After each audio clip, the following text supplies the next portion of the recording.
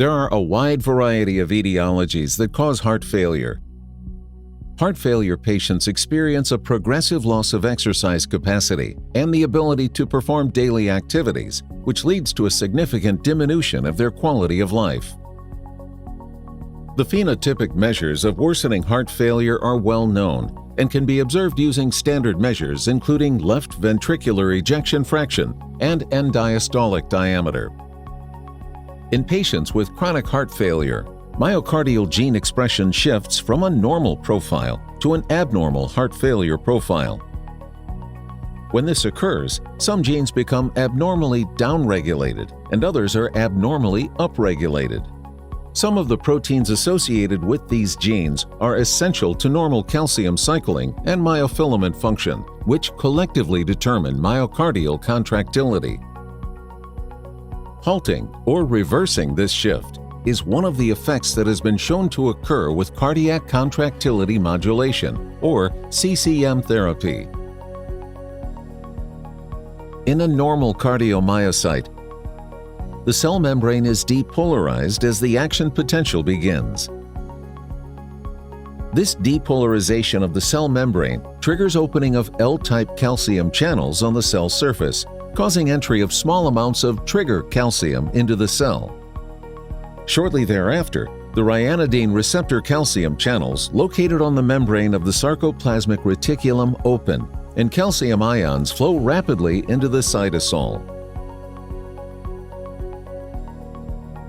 Calcium binds to troponin C, which leads to a series of conformational changes of troponin I and tropomyosin, which ultimately exposes cross-bridge binding sites on the actin filaments. Cross-bridge cycling ensues, generating force via thick and thin filament movement. To initiate relaxation, calcium ions are pumped back into the sarcoplasmic reticulum. This occurs due to the presence of the sarcoplasmic endoreticular calcium pump, or SERCA2a. Importantly, the activity of SERCA2a is regulated by the phosphorylation of phospholambin.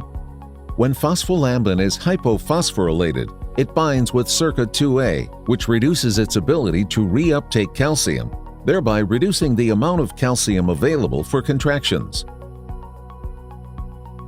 Genotypic shifts in expression for proteins such as SERCA2a, alpha-myosin heavy chain, and phospholambin contribute to decreased contractility and global ventricular dysfunction in heart failure.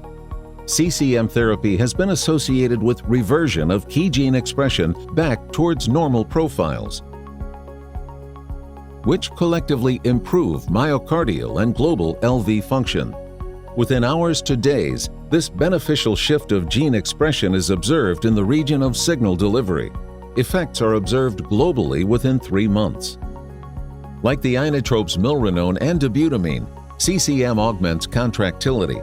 However, in stark contrast to these medications, CCM has been found to exert its effects without increasing global myocardial oxygen consumption.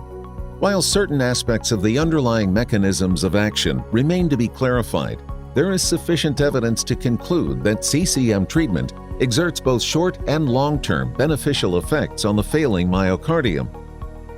By positively affecting calcium handling and halting or reversing maladaptive changes in myocardial gene expression, which can lead to reverse remodeling.